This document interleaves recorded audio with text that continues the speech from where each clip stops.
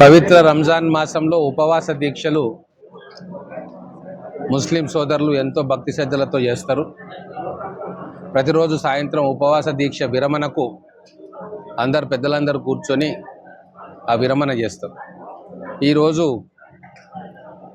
ఆహ్వానం మేరకు ఇఫ్తార్ దావత్కు ఇచ్చేసిన మహబూబ్నగర్ పట్టణంలోని పెద్దలందరికీ, కార్పొరేటర్స్కి, డిప్యూటీ మేయర్ గారికి, అలాగే ముడా చైర్మన్ గారికి, పట్టణంలో ఉన్న ముస్లిం పెద్దలు, విద్యావేత్తలు, మత పెద్దలు, వ్యాపారవేత్తలు,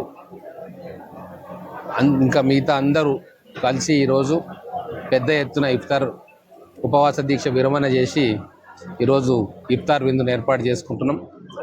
గతంలో లాగా మహబూబ్నగర్ పట్టణం ఎప్పటికీ కూడా శాంతి సామరస్యాలతో ఉండాలని, ఇక్కడ నివాసం ఏర్పరచుకున్న హిందువులు కానీ, ముస్లింలు కానీ, క్రిస్టియన్లు కానీ అన్నదమ్ముల్లాగా కలిసిమెలిసి భవిష్యత్తులో మెలగాలని చెప్పి ఆ భగవంతుణ్ణి ప్రార్థించడం.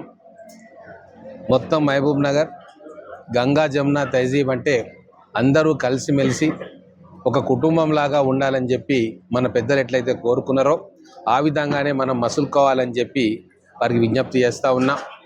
కొంతమంది ఉంటారు మన మధ్య చిచ్చు పెట్టడానికి లేదా విచ్ఛిన్నం చేయడానికి. అటువంటి వాళ్ళను గుర్తించి వాళ్ళ ఆలోచనలను సఫలీకృతం చేయకుండా మనం అందరం ఐక్యంగా వాళ్ళ కుట్రలను భగ్నం చేయాల్సిన అవసరం ఉంది. ఈరోజు గౌరవ ముఖ్యమంత్రి రేవంత్ రెడ్డి గారి ఆలోచన మేరకు మహబూబ్నగర్ పట్టణంలో ఎడ్యుకేషన్ ప్రియారిటీగా అనేక కార్యక్రమాలు చేస్తూ ఉన్నాం. ఈరోజు పేదరికంలో మగ్గుతున్న ముఖ్యంగా మైనారిటీ సోదరుల పిల్లలు చాలామంది ఈరోజు విద్యకు దూరమైంది. అటువంటి వాళ్ళందరికీ కూడా మంచి విద్యను ప్రభుత్వ పాఠశాలల్లో ఇచ్చి వాళ్ళకు కూడా కార్పొరేట్ స్థాయి విద్యను బోధించాలని చెప్పి గౌరవ ముఖ్యమంత్రి గారు ఎప్పుడు కూడా మాతో అంటుంటారు. ఆయన చెప్పిన బాటలోనే మహబూబ్ నగర్లో అనేక విద్యా సంస్కరణలు చేస్తూ ఉన్నాం.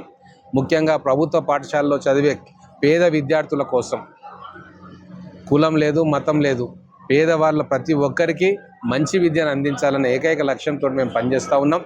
దీనికి అందరూ కూడా సహకరించాలని చెప్పి కోరుకుంటూ మా ముస్లిం సోదరులందరికీ రంజాన్ మాస శుభాకాంక్షలు తెలియజేసుకుంటూ వారి ఆయురారోగ్యాలతో సుఖంగా ఉండాలని చెప్పి మనస్ఫూర్తిగా ఆకాంక్షిస్తూ ఉన్నాం.